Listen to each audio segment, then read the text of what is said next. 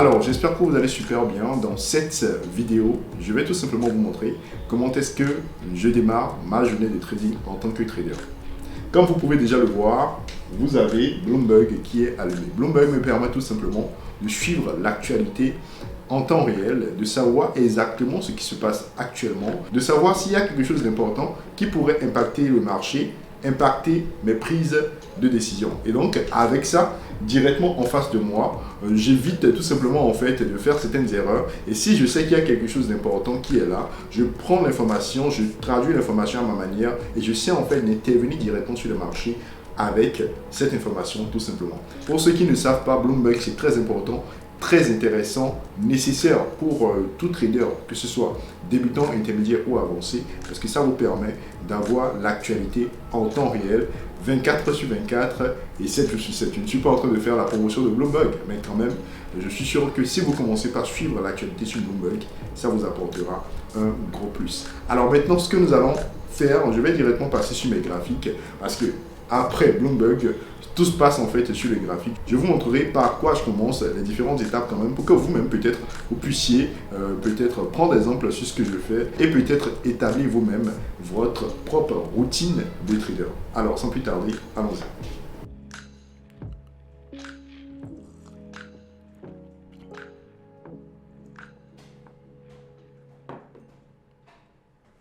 Alors les amis, me voilà donc sur ma plateforme, donc sur mes ordinateurs pour commencer le travail, commencer vraiment la journée de trading. Alors en réalité, j'ai déjà commencé la journée, mais bon, pour la vidéo, je vais reprendre la procédure pour que vous puissiez voir.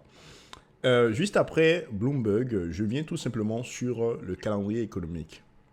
Je ne sais pas si vous connaissez le calendrier économique. Si vous ne connaissez pas le calendrier économique, c'est tout simplement un calendrier dans lequel on retrouve toutes les news économiques quand même, tout ce qui est statistique, tout ce qui est conférence de presse, de banque centrale, tout ce qui est économique, quand même, qui peuvent impacter tout simplement une devise, voilà, tout au long de la journée. Donc, on peut avoir toutes les news données qui peuvent impacter GBP, qui peuvent impacter euro, ainsi de suite. Alors, ça nous permet tout simplement d'avoir une idée du moment de la journée où il y aura plus de volatilité sur telle ou telle devise. Parce que s'il y a une news importante sur GBP, vous savez, ça va forcément induire de la volatilité sur GBP. Et si ça induit de la volatilité sur GBP, si vous avez des positions sur GBP, par exemple, à ce moment-là, vos positions seront sans doute impactées. Vos positions seront sans doute en fait touchées, soit positivement ou négativement. Il est donc pour moi quand même très important de démarrer ma journée avec le calendrier économique, voir toutes les news économiques que j'ai tout au long de cette journée, voir quelles sont les news qui peuvent impacter mes prises de position, surtout que moi je trade le dollar. Et donc s'il y a des news hyper importantes qui peuvent impacter mes prises de position, je regarde l'heure à laquelle ces news vont sortir. Si j'ai des positions à prendre et que voilà, c'est vraiment des news où ça peut être un peu négatif pour mes prises de position, soit je réduis mon risque sur ma prise de position ou carrément je ne prendrai pas de position et j'attendrai peut-être après la news pour prendre des positions. Le calendrier économique me permet donc d'éviter certaines prises de position, de gérer mon risque si jamais en fait il y a des news importantes à sortir et de me préparer en fait à une volatilité éventuelle sur les marchés à tel ou tel moment de la journée. Si vous ne le faites pas encore, je vous invite donc à commencer par utilisez le calendrier économique tous les jours. Donc, vous démarrez votre journée en regardant le calendrier économique pour avoir une idée de ce qui peut impacter vos prises de position et donc éviter les surprises tout au long de la journée. Juste après le calendrier économique, je passe donc sur ma plateforme d'analyse. J'utilise TradingView, le web terminal d'Esnes et la plateforme MetaTrader 4. Donc, je suis un peu polyvalent, on va dire. Mais ici, je vais commencer avec TradingView parce que beaucoup de personnes l'utilisent. Le web terminal d'Esnes, c'est pareil avec TradingView, c'est la même plateforme. Seulement que, bon, comme on sait qu'il y a pas mal qui utilisent TradingView, on va passer par là. Vous allez voir tout simplement, peut-être dans une prochaine vidéo, je vais faire mes analyses sur le web terminal d'Esnes comme j'ai l'habitude déjà de le faire depuis un moment. Donc, on va tout de suite aller sur TradingView pour que vous puissiez tout simplement voir comment est-ce que je procède, comment est-ce que je fais tout simplement mes analyses et comment est-ce que je surveille tout simplement mes différents plans de trading. Alors, nous voilà donc sur la plateforme TradingView. Et pour commencer la journée, la première chose à faire, c'est de regarder le graphique du DXY. Le graphique du DXY, c'est tout simplement l'indice du dollar. je regarde ce graphique en daily pour voir un peu ce qui se passe. Donc, je remarque en fait que depuis quand même début de semaine, on a le dollar qui est en train de rebondir sur un support journalier qui a quand même tenu le prix pendant un bon moment. Donc, on est en train de travailler ce support quand même depuis plusieurs semaines déjà, depuis avril 2023. Donc, on travaille en fait ce niveau important. Et pour dire vrai, on est dans un range. Donc, je descends en H4 pour voir un peu plus clair sur ce range-là. Voilà. Donc, quand je reviens en fait sur ce range, de toute façon, voilà, je me rends compte en fait qu'on a quelque chose un peu comme ceci. Donc, on a la zone de résistance qui est juste là, qui est en même temps une golden area pour ceux qui connaissent les golden area. Et ici, on a voilà, une zone de support façon. Je peux tracer également un truc comme ça pour dire qu'on a un triangle ascendant. Mais bon, ça ne sert à rien parce que même quand le triangle va casser par le bas, on a toujours la grosse zone qui est en bas et bon, ça ne sera d'aucune utilité. Donc, ce que moi je fais, je maintiens juste en fait ça. Je peux utiliser peut-être un petit rectangle pour délimiter voilà, cette petite borne inférieure, voilà, un petit truc comme ça, voilà, et dire, voilà, j'ai mon range, on est au niveau de la borne supérieure du range. Donc là, on est à un niveau très important pour le dollar. Soit on va casser le range par l'euro et continuer à grimper, ou on revient vers le bas. Et là, avec ce qu'on est en train de former, on est en train de former des toupies, des ekenashi, des indécisions. Et donc, ça pourrait repartir vers le bas. Ce n'est pas une certitude, mais on est sur une résistance.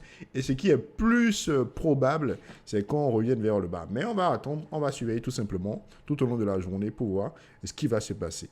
Et donc, juste après mon analyse sur le dollar, après avoir tiré ma conclusion, qui est donc d'attendre et de voir clairement si le dollar va rebondir sur cette petite résistance H4 ou si ça va casser. Je pars maintenant en fait sur mon graphique du gold, étant donné que c'est le gold que je traite souvent, et je vais simplement en fait essayer de voir ce qui se passe également sur le gold, si je peux établir en fait un petit plan sur le gold pour pouvoir peut-être prendre position à l'achat si jamais le dollar rebondit sur sa zone de résistance. Parce que moi personnellement, depuis un moment, je suis vendeur sur le dollar depuis très haut, hein. On est en train de vendre depuis plusieurs mois déjà, et on va continuer à vendre tant que voilà, on ne va pas faire des sommets de plus en plus haut. Là, on voit que le sommet le plus haut précédent, c'est là, donc on n'a pas encore cassé. Je repars sur les graphiques daily pour que ce soit très clair pour vous. Regardez, tout simplement, là, on a un sommet, voilà. On n'a pas encore cassé ce sommet, donc on ne peut pas repartir à la hausse. Donc, tant qu'on aura des sommets de plus en plus bas et des creux de plus en plus bas, moi, je reste vendeur, tout simplement, c'est ma logique, c'est la théorie de dos. Et donc, je vais chercher simplement des opportunités à l'achat sur le gold. Même si le gold commence par chuter, je ne le vends pas, j'attends que ça revienne sur un niveau important et j'achète. Là, c'est ma logique pour le moment. Ça suit le fondamental, ça suit la théorie de dos. C'est très facile, très simple pour moi à appliquer. Et donc, on ira sur le graphique du gold pour voir un peu ce qui se passe de l'autre côté. Alors, j'y vais. Alors, me voilà donc sur le graphique du gold en daily.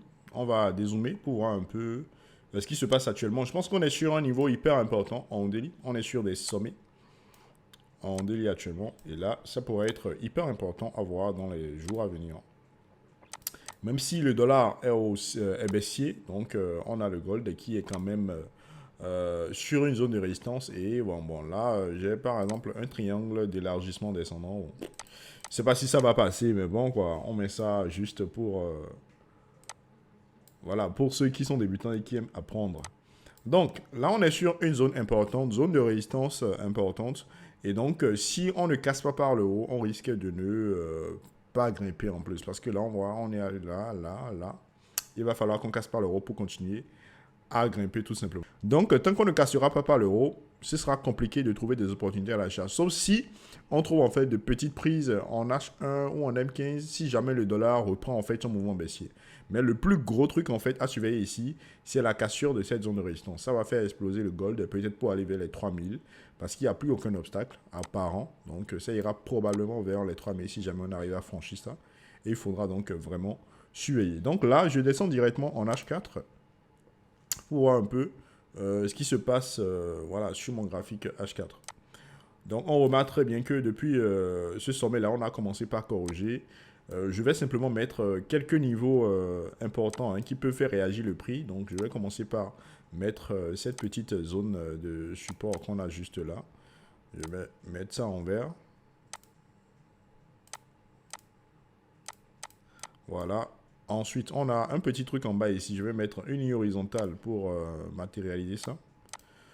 Voilà. Et bon, en H4, je vais déposer les retracements de Fibo sur tout ce mouvement-là. Voilà. pour trouver la Golden Area. Si jamais on doit plonger davantage, jusqu'où on pourrait aller. Donc, j'ai cette Golden Area qui est là.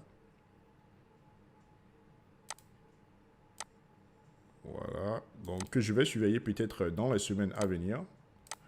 Pas forcément pour aujourd'hui, mais probablement dans les semaines à venir. Voilà. Super. Et maintenant, j'ai terminé en H4. En H4, il n'y a rien en réalité. À part ces petits trucs, il n'y a rien. Je ne vais pas tracer le droit de tendance haussière. Ça ne me servira à rien pour le moment. Donc, en H4, voilà, c'est tout. Je mets tous ces petits niveaux et je descends simplement en H1. Parce que, rappelez-vous, j'ai dit, je vais chercher des opportunités à l'achat sur le gold tant que le dollar sera dans une tendance baissière. Tant que le dollar sera en train de faire sommet de plus en plus bas, creux de plus en plus bas, moi, je veux acheter le gold tout simplement. Donc, je viens là. Et en H1, voilà, j'ai un truc comme ceci. Et là, je vais déposer les retracements de Fibo sur tout ce mouvement-là. Donc, sur la plus grosse, la dernière plus grosse impulsion. Et là, je vois qu'on a déjà cassé la GA. Donc, il n'y a plus rien à faire ici. Donc, je supprime simplement les retracements. Et je mets, par exemple, cette petite zone-là qui avait travaillé le prix. Donc, un peu comme ça. Et là, je vais mettre ça en vert également. Donc, on est en train de travailler ça. On a presque cassé. Mais bon, on va surveiller un peu plus pour voir si le prix va traverser. Si ça ne traverse pas, ça pourrait être une très belle opportunité pour acheter. Peut-être parce qu'il y a pas mal de choses. Pas mal de sommets voilà, dans la zone. Même derrière, on a pas mal de choses qui sont là. Donc, si jamais on ne casse pas franchement et qu'on rebondit, ça pourrait être une belle opportunité à l'achat. Donc, qu'est-ce que je fais maintenant? Tout ce que j'ai à faire, c'est surveiller ce qui va se passer sur cette zone. Si la zone est cassée, je ne fais rien. J'attends le dollar sur la zone de support en bas. J'attends le gold, pardon, sur la zone de support en bas pour acheter et pour repartir vers le haut. Si le prix rebondit sur cette zone, étant donné que j'utilise mon graphique Ekinashi, je vais tout simplement en fait voir quels sont les motifs d'Ekinashi qui se sont formés.